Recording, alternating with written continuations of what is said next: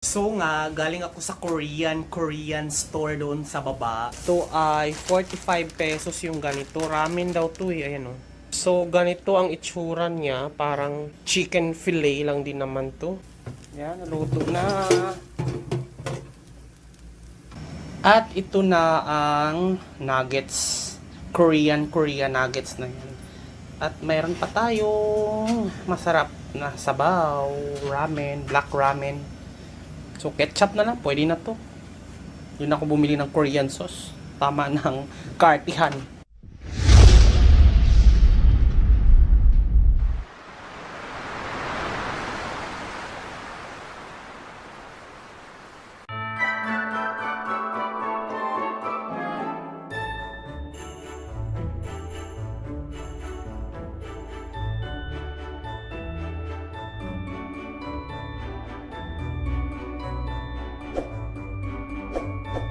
Guys, ano pala, promote ko lang sa inyo 1 week or 2 weeks na to ongoing yung bagong design ng aking website or blog site. So, take a look on this kasi medyo ano siya, responsive and easy to navigate na. So, may mga update ako dyan. So, pag nakikita nyo may mga category yan, halimbawa pag gusto mo mga videos, gusto mo mga home and living, gusto mo mga Puerto Galera, yan, so easy to navigate. May mga ano siya, mga category. Ayan, so halimbawa, ganyan, technology, mga phones, reviews, unboxing. So, yan, may mga Luzon, Visayas, Mindanao, ganyan. So, naka-category na yan, adventure, establishment, yan. More on vlogging ako ngayon kasi parang na-motivate akong magsulat dahil bago nga yung design ng ating vlog. Promote ko lang, sana ma-check nyo at mabasa nyo kasi medyo ano na, gustong gusto ko yung mga ginagawa kong pagsusulat dito talaga. Mas na-express ko yung sarili ko sa pagsusulat. So, by the way, i-share ko lang sa inyo dahil dumating na ang padala ng lungsod ng Mandaluyong or Mandaluyong City na mga pamaskong handog. So, ayan siya, Mandalenyo, disiplinado, gawa, hindi salita. So, pag nakita mo siya, good job sa mga abalos, no? Dahil walang mukha at walang pangalan. So, hindi ito campaign or hindi siya advertisement or kung ano pa man regarding sa this is purely pamasko, just solely the logo of City of Mandaluyong. So, tignan natin kung anong laman nito kasi pagandahan, pabonggahan ng mga pamasko every city. Nakita ko yung sa Pasig, nakita yung kay Mayor Vico, nakita ko rin yung sa Taguig. So, kasi may mga kaibigan ako na nakatira doon sa mga cities na yun. So, kanya-kanya silang post sa Facebook kung ano yung laman. Excited ako kasi ngayon lang to dumating. Martes, December 14, so 10:56.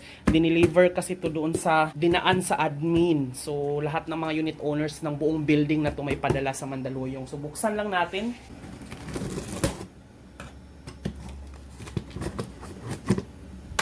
Yung laman nito. Yan na naman siya o nakaabang na naman siya dahil pag may mga box akong na ano talaga akala niya sa kanya. Diyan ka lang, dito sa'yo to. Ay, yung laman nito. Uy, dami ah. In fairness, oy bongga, may mask. Kailangan natin to.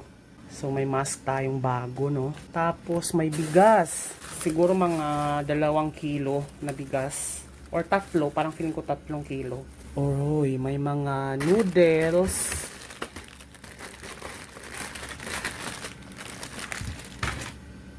May pang spaghetti. Yan, spaghetti sauce at spaghetti noodles. Merong bihon. Merong asukal na pula. Merong asin. Merong corned beef na 2. Merong sardinas. Merong peanut butter at saka mga kape. So yan, thank you so much. Merry Christmas sa City of Mandaluyong. Hoy, good morning. May butok kang marami, 3 piraso. Bumili ako ng saging na isang siping dahil maglalaga ako. Nag-crave ako ng saging talaga ng bonggang-bongga. So ilalaga ko lang siya. Yan siya, marami ito malalaki na 200 pesos. Ang mahal, grabe. Pero wala syudad. Nasa city tayo. Malalaki siya. So, pwede siyang i-air fry, pwede siyang gawing banana Q, pwedeng kung ano-ano, pero mas trip ko talaga ilaga siya, yung matamis lang talaga na puro. Kikrave ako. And we have your buto. Ang dami mong buto, Escobar. Isang araw mo lang itong mauubos. Lakas mo sa buto.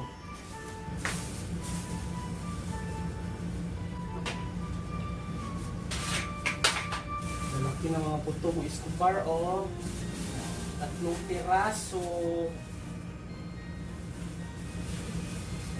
Ah. Lalaki ng mga buto niya, oh. Ayan, oh. Parang 3 piraso. Lalaki ng saging. 200 to. Alaga natin yung mga 1, 2, 3, 4, 5, mga 5 piraso. 6 na piraso lang yung kasya sa isang kaldero. Or 7, pero hindi ko na siya, kasya lang naman sa akin. Kaya ako lang naman mag-isa kakain. So 6 na piraso lang yung ating ilalaga for today. Sasabawan ko lang ng mabilisan.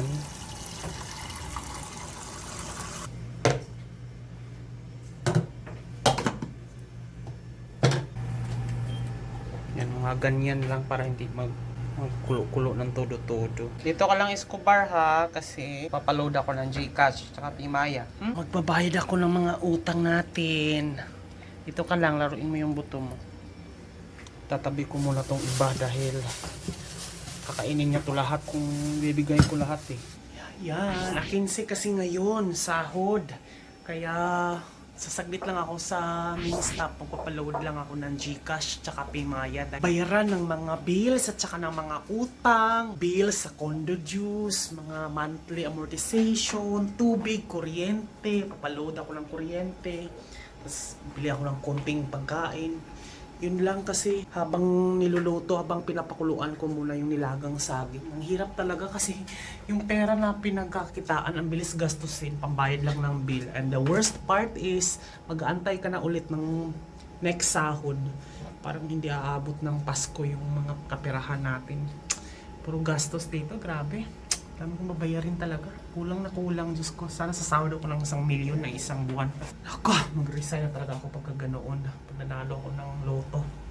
Minsan dyan ako nagpapaload sa may convenience store doon sa kabila. Tapos, pero ngayon nasa 7-Eleven ako. Yan, may 7-Eleven kasi dito sa tapat eh. Dito sa dulo. Or dito, meron ding loaded station dyan. Or yan, dyan sa 7-Eleven. Mini stop pala, mini stop. Dyan, puro mga silakson. Puro mga ads ng politiko. Silakson. Dyan. Nilalakad ko lang dito sa gilid. Papunta doon sa mini stop. Yan muna ako dito ng Downy tsaka tortillos. Yan, daming bilihin, oh. Pera na lang wala. Ito na lang talaga. Ito lang binili ko, Downy tsaka tortillos. A few inches later. Luto na ang aking saging. Uy. Kainin ko na to. Itong aking may wagang almusal. Kain, guys. Hap.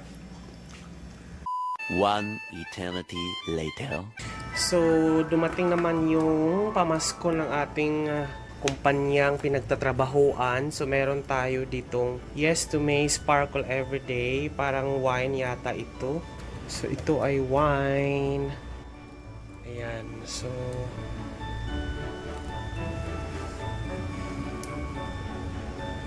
then meron tayong ham, festival ham swift. Meron tayong isang barbecue back ribs peri-peri. Tsaka yung sauce. Yun yung padala sa akin. Ito naman, dumating lang Pinapick up ko to sa office. Actually, pinapick up ko to sa ka-opisina ko na si Joy. Dahil mahal. Pag pinick up ko to sa office, mahal. Ang Grab, parang 800 yung balikan. Yung parang papunta pa lang, 300. Pa uwi na, 400. So sabi ko, pinakuha ko lang doon kay Joy dahil malapit siya sa office. And bayad lang ako ng Grab Express para ipa-deliver sa akin dito. Hindi ko na pinapick up. So ito yung galing naman sa account. Galing naman sa account ko. Kahapon kasi galing sa company. Ito naman galing sa kliyente mismo. I mean sa account namin na hinahawakan. So meron tayong, ano ba to? Maltesers. Juice. 4 season. Tapos, merong, uy, ang daming ano ba to? Okay. So ito ay para sa Royal Rich Thick and Thick Cheesy. So parang package na siya for spaghetti. Parang isang set. Spaghetti and 4 cheese spaghetti sauce. So, isang set na siya. And, ano to? Kaabangan naman siya. Hindi sa'yo to, Scoop Bar. This is not yours. Sorry. Wawa naman, bebe. Okay, so merong mga chocolate fingers. Hindi sa'yo to. Kala niyo sa kanya. Hindi sa'yo to. Diyan ka lang. Pang movie marathon naman pala to.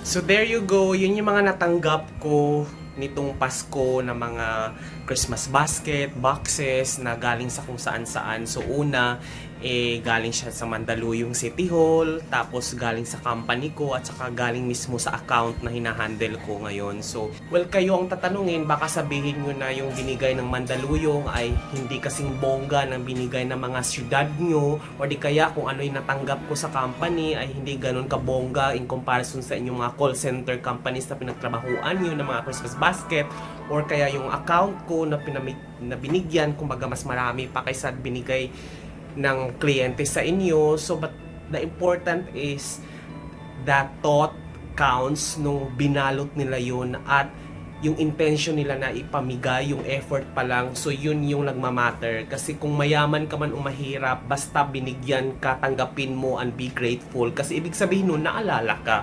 No matter how expensive or not, as long as binigyan ka, i-celebrate natin yan. Yun yung essence ng Christmas. So, once again, this has been Jonathan Orbuda saying keep smiling because life is worth celebrating for. Merry Christmas, guys!